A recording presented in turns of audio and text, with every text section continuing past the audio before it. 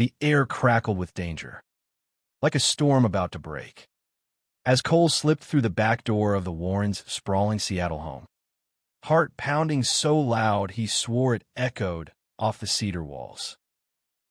He was 24, reckless, and chasing a thrill he couldn't name. But the weight of what had just happened in that upstairs bathroom made his skin burn. Mr. Warren, David, had seen him, all of him, and the older man's lingering gaze held something far more dangerous than judgment. It was supposed to be a quick stop. Cole had crashed at his friend Jake's place after a late-night gig. His band set at a Capitol Hill dive bar running past midnight. He'd woken up groggy, stumbled into the guest bathroom, and stripped down for a shower, unaware that David, Jake's dad, was home early from his business trip. The door hadn't been locked. Cole's breath hitched as he remembered the moment, steam curling around him, towel barely clutched to his waist, and David standing frozen in the doorway, his sharp blue eyes tracing every line of Cole's exposed body. "I'm sorry," David had muttered, but he hadn't looked away, not for a long, searing second. Now, sneaking out before Jake woke up, Cole couldn't shake the memory. He crossed the manicured lawn, the morning mist clinging to his leather jacket, and tried to convince himself it was nothing. Just an awkward accident. But when his phone buzzed in his pocket, the text from an unknown number stopped him cold. "I can't stop thinking about you." No name, but Cole knew. His pulse raced, torn between dread and a dangerous spark of curiosity. Seattle's autumn chill nipped at his skin as he walked to his beat-up van, parked a block away. Cole was no stranger to attention.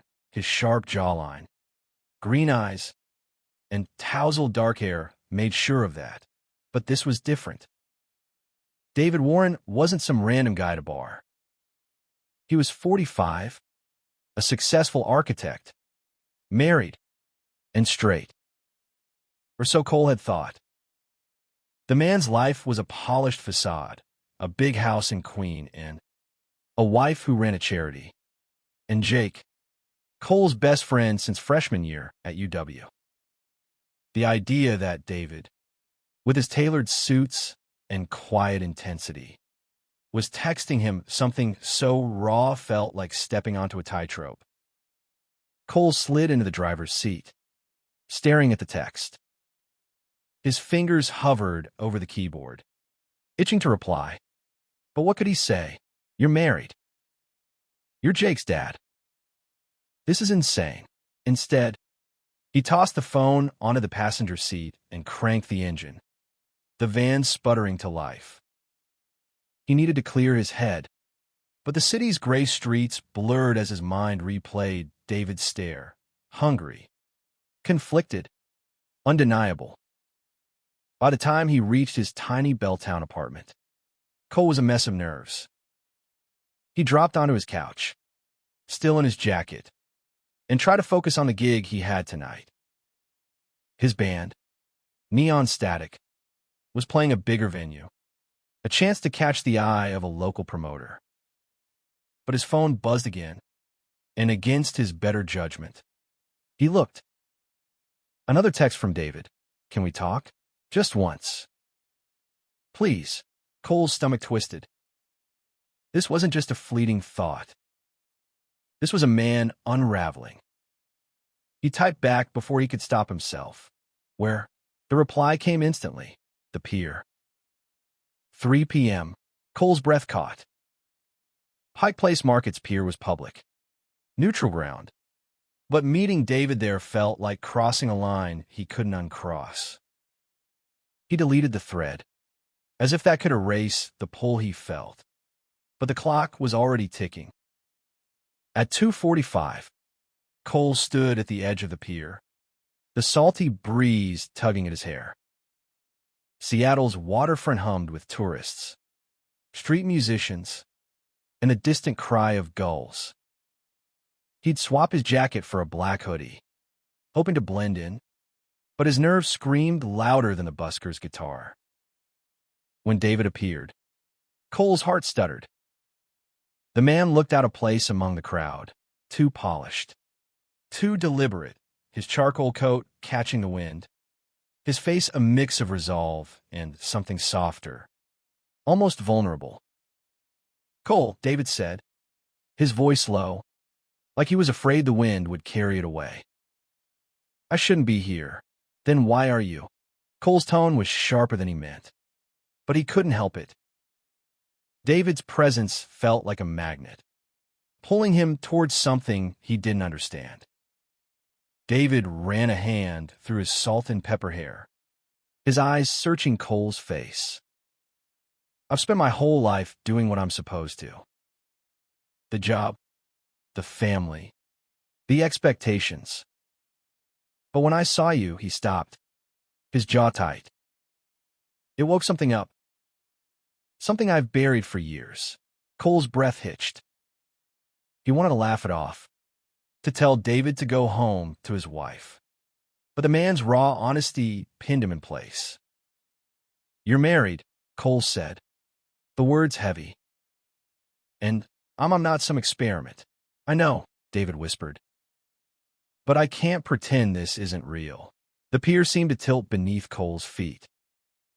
He'd spent years navigating his own identity, coming out at 18, facing his parents' disapproval, carving a life where he could be himself. He dated guys, flirted with risks, but nothing like this. David was a storm, and Cole was already caught in the wind. "I need time," Cole said finally, his voice barely audible over the waves. David nodded, his expression a mix of relief and torment, and walked away, leaving Cole staring at the horizon, wondering what he'd just set in motion. Cole couldn't focus on the stage lights. Neon Static's set at the Crocodile was electric, the crowd roaring as his fingers flew over the bass. But his mind was still on the pier.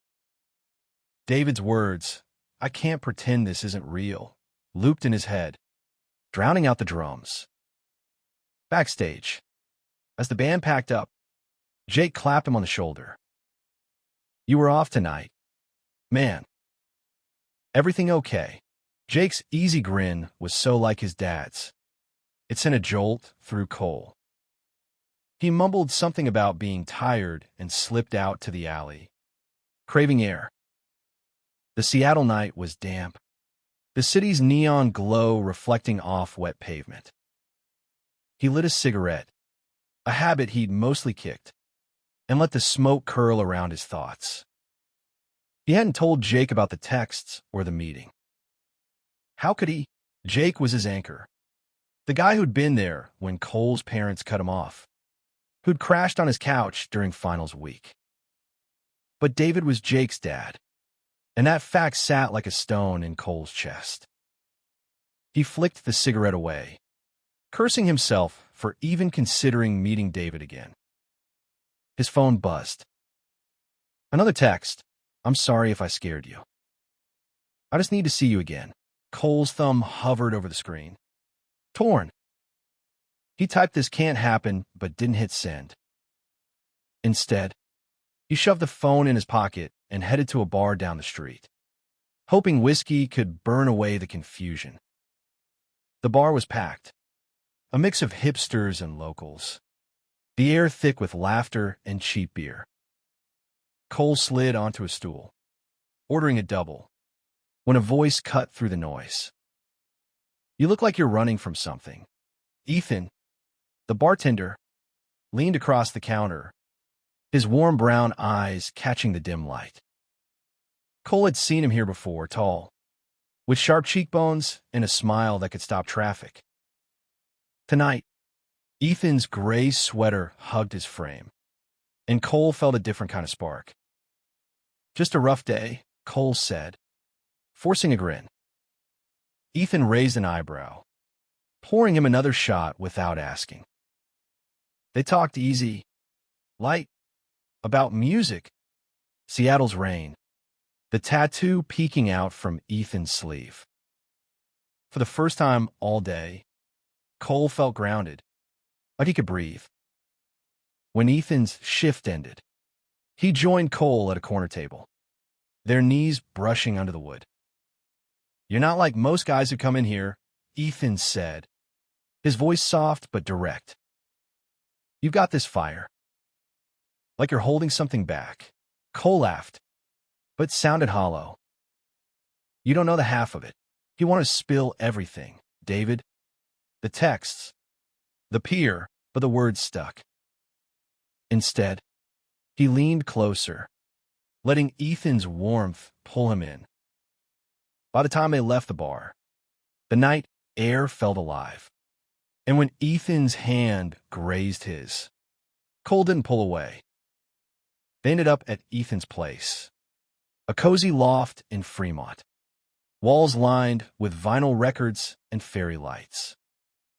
Ethan kissed him, slow and deliberate, and Cole melted into it, desperate to forget David's shadow. But even as they tangled together on the couch, Cole's phone buzzed in his jacket, a reminder of the storm he couldn't outrun. The next morning, Cole woke to sunlight streaming through Ethan's window, the other man still asleep beside him. He felt lighter, but the weight of David's texts lingered. He slipped out quietly, leaving a note with his number, and checked his phone. 3 new messages. "I know I'm asking too much. I'm trying to stop.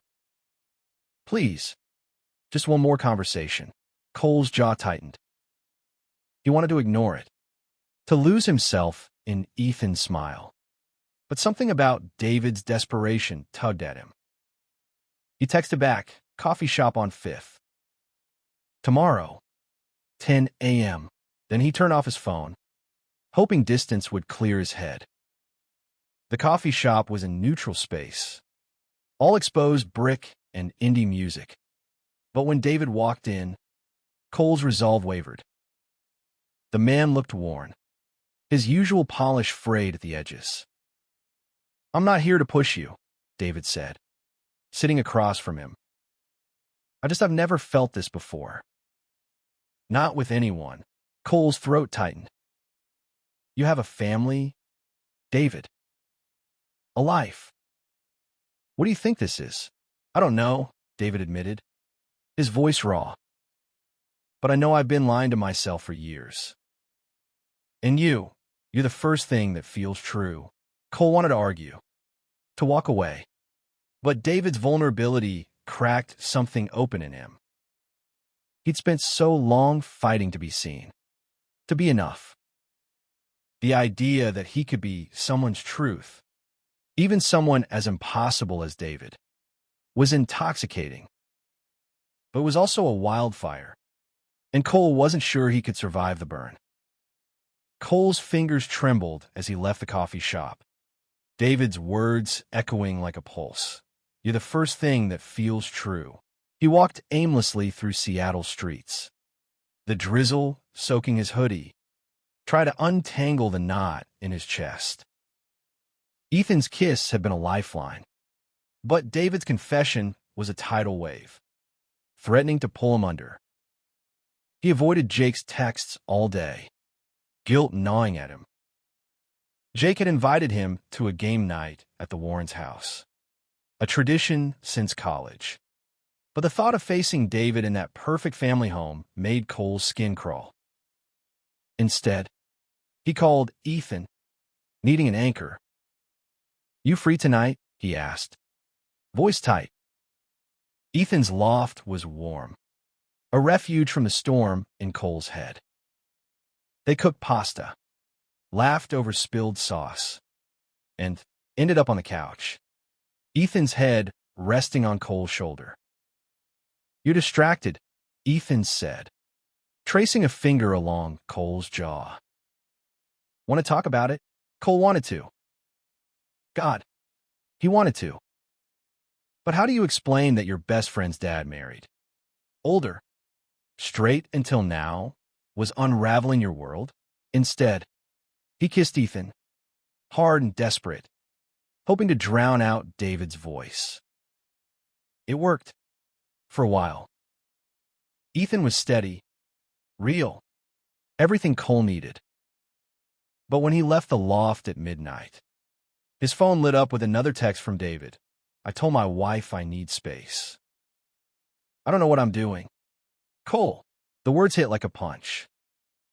Cole stopped in the middle of the street, rain blurring his vision. David was dismantling his life, and Cole was the catalyst. He wanted to feel powerful, but all he felt was fear. He didn't reply, couldn't, but the weight of David's choice pressed down on him. The next day, Cole threw himself into band practice, hoping the music would drown out his thoughts. Neon Static was prepping for a festival slot, a big break, but his focus was shot. During a break, Jake pulled him aside. You've been weird. Man. What's going on? Cole's heart raced. Just stress. The band. Jake didn't buy it. His eyes narrowing, but he let it go. Cole hated lying, but the truth was a grenade. He couldn't tell Jake his dad was texting him, chasing him, breaking apart his marriage for him. That night, unable to sleep, Cole drove to the waterfront, the city's lights shimmering across the sound. He sat on a bench, staring at the waves, when footsteps broke his thoughts. David. The man looked haunted, his coat rumpled, eyes red. I didn't know you'd be here, David said, but Cole didn't believe in coincidences. You need to stop, Cole said, standing. You're tearing everything apart. David stepped closer. Too close. I'm not trying to hurt anyone.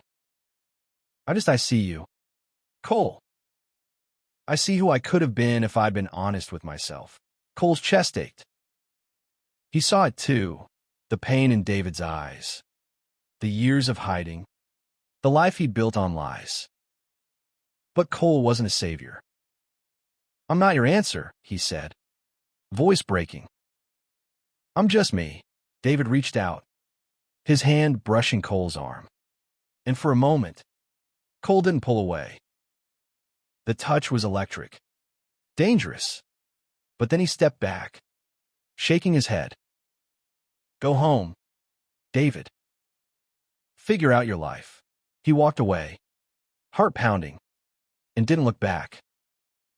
But the next morning, a new text waited. I'm trying to let you go. But I don't know how. Cole deleted it, but the words lingered. A ghost he couldn't shake. Ethan was his refuge. They spent the next few days together, exploring Seattle's hidden corners, record stores, coffee shops, a quiet park where they kissed under autumn leaves. Ethan was light, possibility, everything David wasn't. But when Cole's phone buzzed with David's name, the pull was still there, a dark current under the surface. At the festival, Neon Static's set was a triumph. The crowd electric, but Cole's eyes kept scanning for David. He wasn't there, but the fear that he might be was enough. Afterward, Ethan found him backstage, his smile grounding Cole. You were incredible, Ethan said, pulling him into a hug. For the first time, Cole felt like he could choose Ethan, a future, something real. But when he got home, a letter was slipped under his door. No signature, just David's handwriting. I'm leaving her.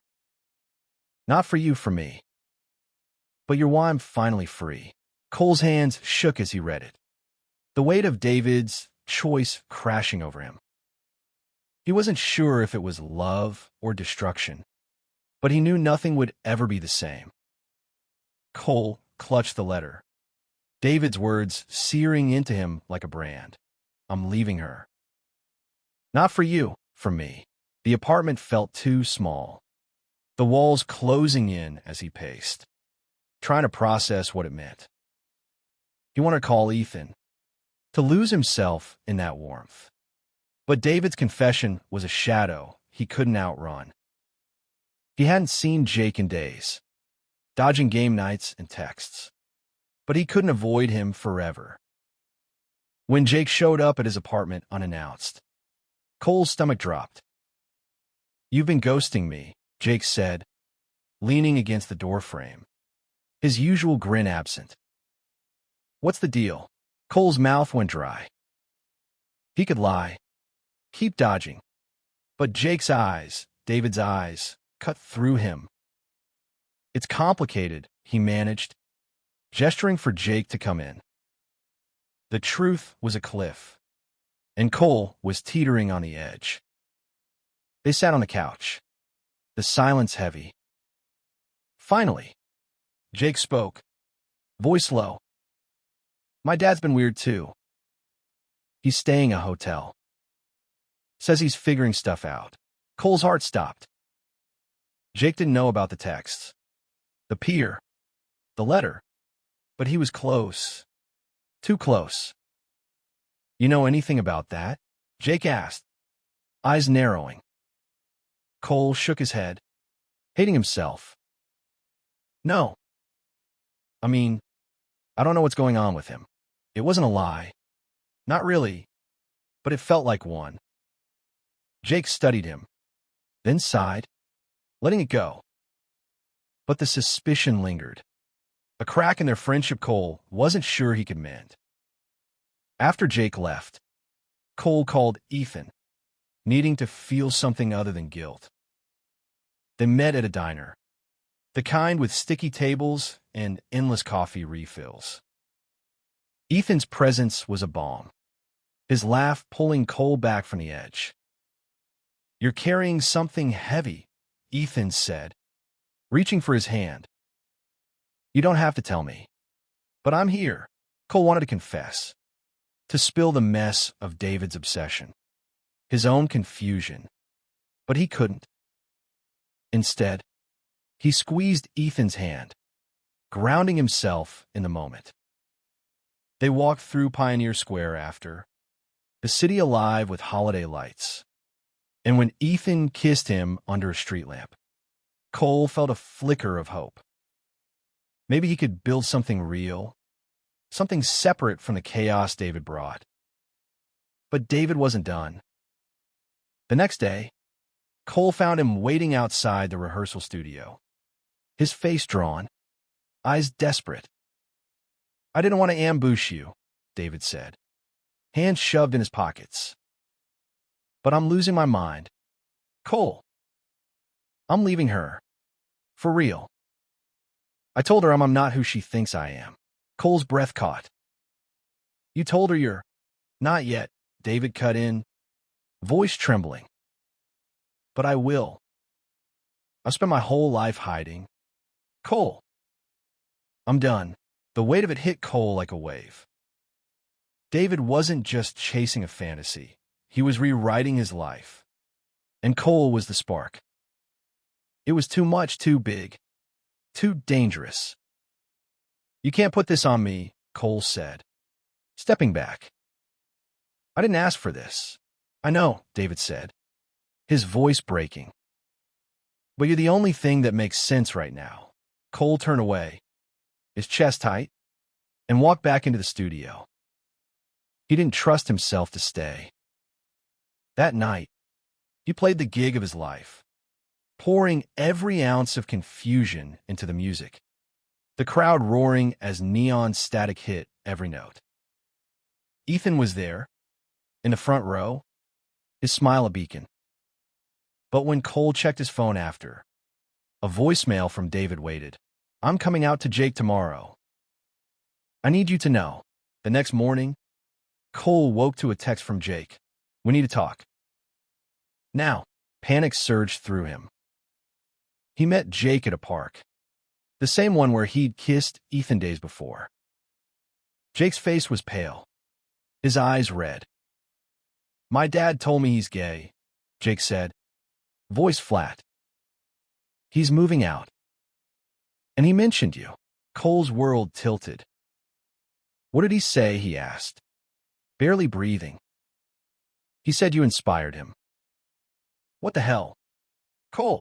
Jake's voice cracked, anger and hurt spilling out. What's going on between you and my dad? Cole's mouth opened, but no words came. He wanted to explain the text, the peer, the letter, but how could he?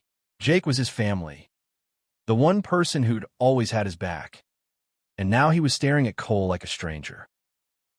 Nothing's going on, Cole said finally, the lie burning his throat. He's just confused. Jake shook his head, walking away without another word.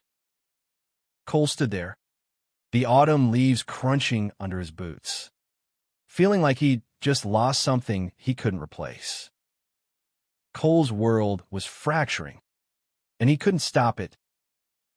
Jake's silence was a wound, deeper than he'd expected, and David's voicemail played on a loop in his head.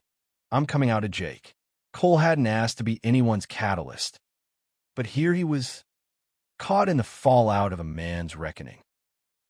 He threw himself into Ethan, into the safety of his loft, his laugh, his touch. They spent a weekend tangled in each other, cooking breakfast, sharing stories of first loves and broken dreams. Ethan was everything Cole needed, open, steady, unafraid. But every time his phone buzzed, Cole flinched, expecting David's name. He'd stopped replying, but the messages kept coming. I told Jake. I'm free. Cole. I'm terrified, but I'm free. Monday brought a rehearsal, but Cole's heart wasn't in it. The band noticed, their manager pulling him aside. Get it together, Cole. We've got a label scout coming next week. He nodded, but his mind was elsewhere, on Jake's hurt, David's desperation, Ethan's warmth. He was drowning in choices he didn't know how to make. That night, Ethan took him to a quiet jazz club, the music wrapping around them like a cocoon. You're slipping away, Ethan said, his eyes searching Cole's. I don't know what's pulling you, but I want to be enough. You are, Cole said, and he meant it. But when they kissed, David's face flashed in his mind, and he hated himself for it. Ethan deserved better than half his heart. Cole pulled back, promising to explain soon, but the words fell hollow. The next day, Cole couldn't avoid it anymore. He went to Jake's place, determined to fix what he'd broken. Jake answered the door, his face guarded. You lied to me, Jake said, letting him in. My dad's falling apart, and you're part of it. Cole's throat tightened. It's not what you think, he said, the truth spilling out before he could stop it. He told Jake about the bathroom, the texts, the peer, the letter, everything but the way David's touch had lingered on his arm. Jake listened, his jaw tight, and when Cole finished, the silence was deafening. You should have told me, Jake said finally. I thought we were brothers. We are, Cole said, his voice breaking. I didn't know how to handle it. I'm still figuring it out. Jake nodded, but the distance between them felt like a chasm. I need time, he said, and Cole left, the weight of his choices heavier than ever.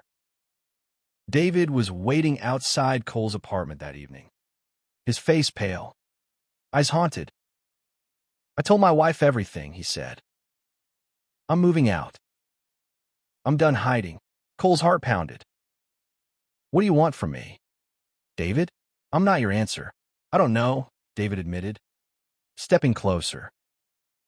But I know I can't go back. For a moment, Cole saw the man behind the polished facade, the fear, the longing, the years of denial. It was raw, human, and it broke something in Cole. He wanted to hate David, to push him away, but instead, he let David pull him into a hug, the older man's breath ragged against his shoulder.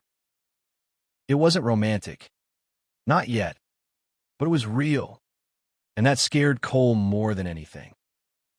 He pulled back, shaking his head. I can't do this. Not now. Maybe not ever, David nodded, his eyes wet. I'll wait, he said, and walked away, leaving Cole alone in the dark. That night, Cole called Ethan, needing to anchor himself. They met at the park, the same one where everything seemed to converge. Ethan's presence was a lifeline, his hand warm in Cole's. I'm messed up, Cole admitted, the words spilling out. There's this thing with someone else. It's complicated, but it's not what I want. You're what I want. Ethan's eyes softened, but there was steel in his voice. Then choose me, Cole. All in, Cole nodded, pulling Ethan close, the autumn leaves crunching beneath them. For the first time, he felt like he could let go of David's shadow. But the cost, Jake, his trust, his family, hung heavy in his heart. Cole stood on the edge of a decision, the Seattle skyline glittering like a promise he wasn't sure he could keep. Ethan's words, choose me, all in, were a lifeline, but Jake's silence and David's confession were chains. He wanted to be free, but freedom came with a price. The label Scout came to Neon Static's next gig, and Cole poured everything into the performance, his guilt, his longing, his hope. The crowd roared. The Scout took notes, and Ethan was there, his smile a beacon in the chaos. Backstage, the band celebrated, but Cole's heart was split. He hadn't heard from David in days, but the absence felt louder than the texts ever had. He reached out to Jake, leaving a voicemail, I'm sorry. I messed up. I just want my friend back. Hours later, Jake texted back, meet me tomorrow. Coffee shop. It wasn't forgiveness, but it was a start. At the coffee shop, Jake looked tired, but his eyes were softer. I'm still mad, he said, stirring his coffee. But I get it. My dad sees a mess, but he's trying to be honest. And you should have told me. But I know you were stuck. Cole's throat tightened. I never wanted to hurt you. I know, Jake said. And for the first time, Cole saw a flicker of their old bond. Just don't lie to me again. They talked for hours, rebuilding something fragile but real. Jake didn't ask about David, and Cole didn't offer. Some things were better left unsaid, at least for now. David texted one last time that week, I'm starting over. I won't bother you anymore. Thank you for waking me up. Cole stared at the message, a mix of relief and sorrow washing over him. David's journey was his own now, and Cole was free to choose his. He chose Ethan. They spent the winter building something new, dates at cozy bookstores, late nights writing music together, moments of quiet where Cole could finally breathe. Ethan was patient, fierce, everything Cole hadn't known he needed. But the scars remained. Jake's trust was mending. But it would take time, and David's shadow lingered, a reminder of how close Cole had come to losing himself. Months later, Neon Static signed with a label, and Cole stood on a bigger stage, the city's lights stretching out before him. Ethan was in the crowd, his grin lighting up the dark, and Jake was there too, cheering louder than anyone. Cole's fingers moved over the bass, the music carrying his story, messy, human, alive. He thought of David, out there somewhere, living his truth. Cole didn't know if he'd ever see him again, but he hoped David had found peace. As the song ended, Cole looked out at the faces in the crowd, at Ethan's eyes. Jake smiled and felt something settle in his chest. He'd been seen, broken, and rebuilt, and somehow, that was enough. The journey hadn't been clean or easy. It had cost him trust, tested his heart, and forced him to face the weight of being someone's truth. But standing there, under the lights, Cole knew he'd found his own. Love wasn't just the rush of a stolen moment or the thrill of forbidden desire. It was the courage to choose, to rebuild, to be honest. And as he played the final note, he felt free, not because he'd escaped the storm, but because he'd learned to dance in it.